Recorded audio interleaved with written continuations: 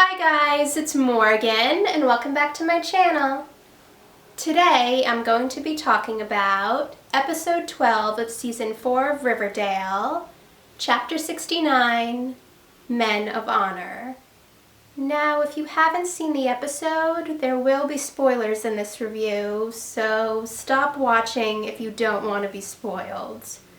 With that said, here's my review of episode 12 of season 4 of Riverdale, chapter 69, Men of Honor.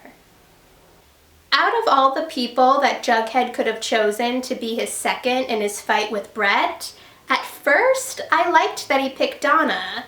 I didn't completely trust her, but I was hoping that she would be able to help Jughead. But based on the end of the episode, I was right to not trust her. I was suspicious of Frank's friend Ted, and considering he tried to kill Frank, I was right to be suspicious. It was very lucky that Archie came back to the house and helped Frank. If there was ever a moment to forget your phone, that was it.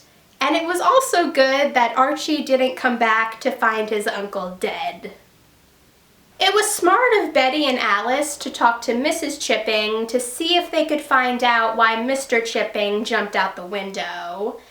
I already had a feeling that Donna was lying about having an affair with Mr. Chipping, but the fact that his wife was positive it wasn't true, and what Jughead and Betty found at the end of the episode, made me even more convinced that Donna's lying. I really loved the Veronica and Katie Keene scenes. I can't wait to see the Katie Keene show.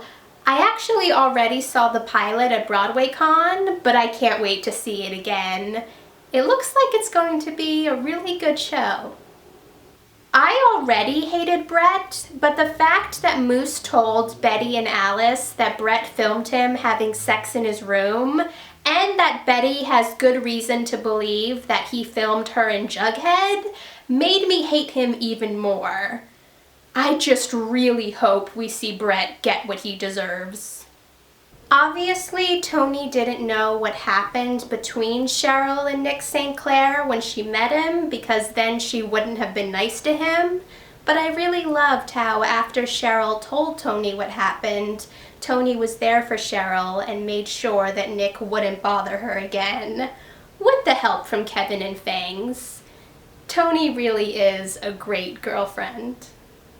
When the officer opened the cell door because it looked like Ted was dead, it was obviously a trick. And you would think an officer would be a bit smarter not to fall for something like that, or at least get someone else instead of just opening the cell door.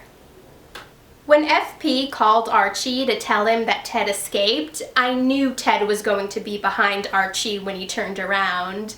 And also, I know it's a TV show, but you would think that a high school would have a better security system to keep out random people.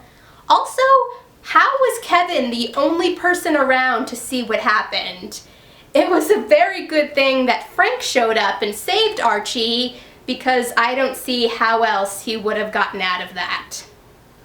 I was really worried that something bad would happen when Betty and Alice were sneaking around to try and find Brett's tape collection, and Brett had a secret alarm and found them.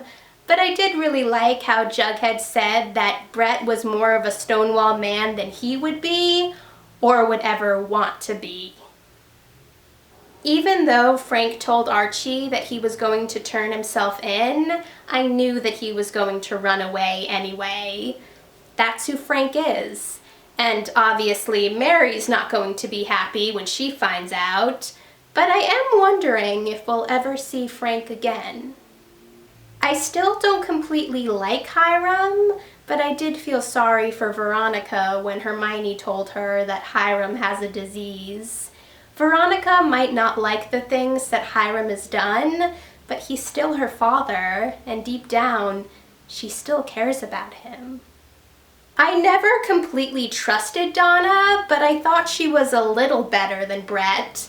But now that Betty and Jughead saw the tape of Donna saying she had an affair with a teacher that Betty could find no record of, And she said the exact same thing she said to Betty when she told her about her affair with Mr. Chipping. It's obvious that Donna's lying, and she might be just as bad as Brett. And now I'm wondering what other things Donna has done. Thanks for watching, guys. If you saw the episode, let me know in the comments what you thought about it.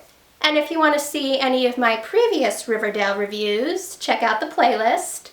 And if you want to see any of my future videos, hit that subscribe button and I'll see you in the next video.